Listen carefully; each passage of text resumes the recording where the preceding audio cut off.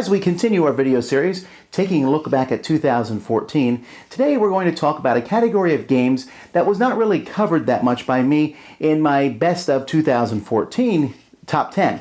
Now I love games, and as you can see that, and I play hundreds of games each year. But when I do my top 10 of 2014, I do my personal favorite 10 games.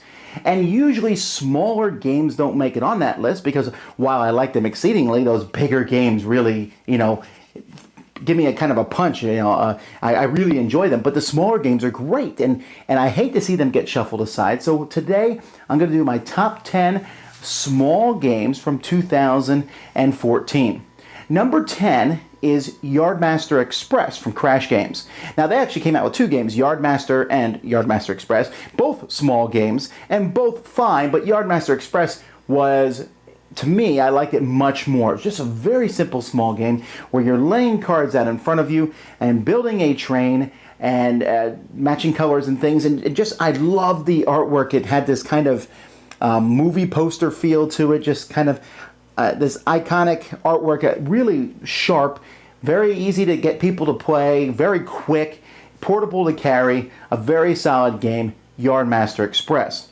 Number 9 is Robin. Now, Robin is an interesting game. It's about Robin Hood, but that doesn't really matter that much, in which you're trying to collect a set of cards, but you have to do so by trading with other players, and each turn you offer and say, I want this, and I'm looking for another card in its place, and people can you put the card out, and people will put out cards, and you accept one of those trades. And you're also maneuvering people around on the board, but when you trade with someone, the cards that you trade with have actions that will happen.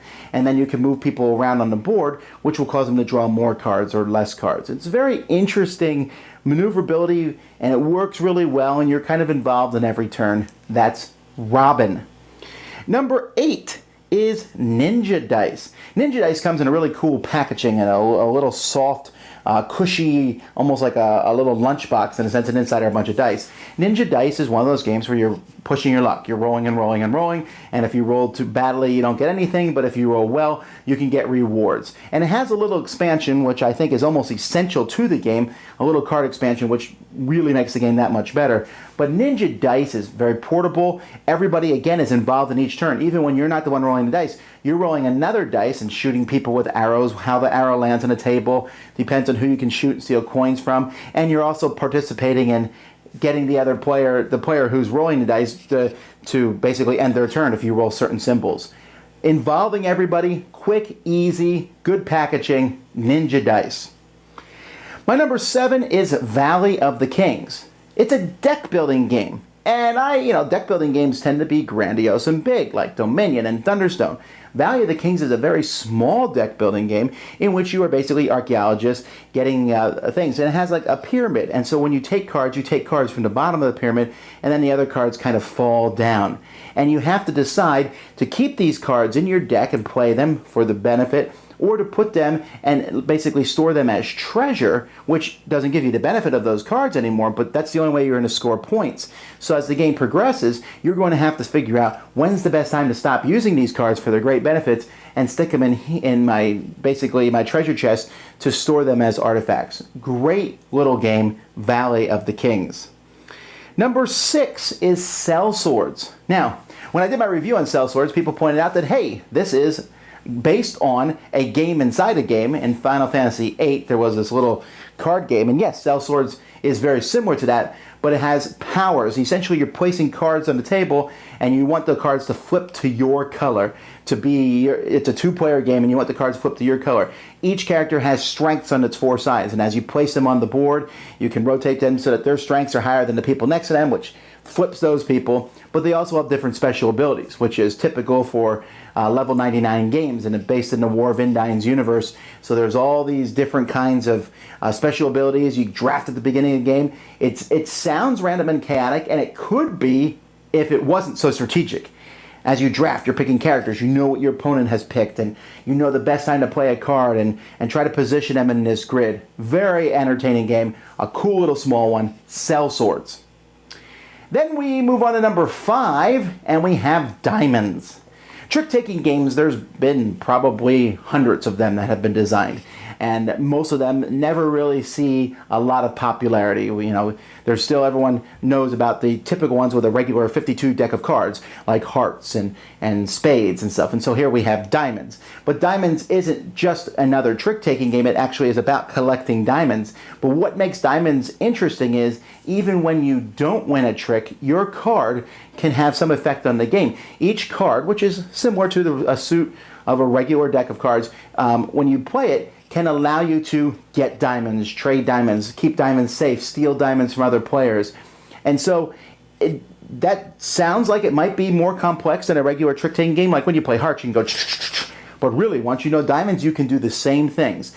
It feels like a classic trick-taking game, and I think we're going to see this one around for a while. If you like trick-taking games at all, Diamonds is one of the best that's come out in a long time. Number 4 is One Night Ultimate Werewolf. And then they came out Daybreak, One Night Ultimate Werewolf Daybreak. One Night Ultimate Werewolf, I know that some people hate this game, but so many more people love it. One Night Ultimate Werewolf, in a sense, if you played Werewolf or Mafia before, it's the same thing, but only one night. You have tiles in front of you, everyone puts their heads down, a few actions happen where tiles get moved around a little bit, and then you look at each other and try to figure out who is a werewolf.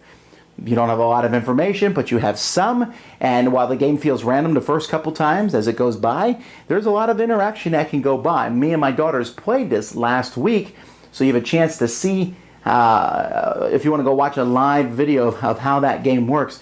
But it is impressively fun, comes with an excellent free app that you can download on your devices that you can use. I like this one a lot, One Night Ultimate Werewolf. Number 3, now this one's a little bigger than the rest, but it's still considered a small game, and that is Paperback. Now Paperback is another deck building game, but this is one where the idea of it sounded preposterous when I heard about it, and that's mixing deck building with Scrabble. Oh man, I hate Scrabble. I like the idea of putting words together, but I was never really good at figuring out all the 2-letter combinations that are in the Scrabble dictionary and things. But with this one, you're taking cards and building a deck, and each hand you draw a hand of cards, and you use that hand of cards to form some sort of word. And the bigger the word, the more points you get. But when you play these cards in your word, they also have special powers on the cards that go off. And it has kind of a commerce thing where you buy letters, so you're sitting there going, do I want that R, or which I could use in a lot of words, or I want that Q. I can't use Q many words, but man, that Q has a really great special power. Very interesting, fascinating game, works incredibly well with 2 players, and I really foresee this one having a lot of legs. If you've never tried it before, hunt down a copy of Paperback. Number 2 is Viva Java, the dice game. Now, I wasn't very impressed with Viva Java, the board game. It was okay, but Viva Java, the dice game is, wow, just really impressed me.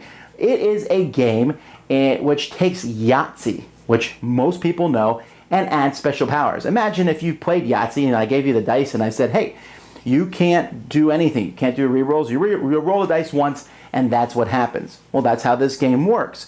Except as time goes by, you can spend dice to upgrade your coffee's flavors, and you can the extra re-rolls, or maybe a chance to add one to one of your dice, or flip a die from one side to the other. And every game is different because the combinations of ways you can improve will be different in each game. Great, huge punch for how small the box and the game are. If you haven't heard of this one, go out and check it out. This is one that I think will be in my collection for a very long time, Viva Java, the dice game.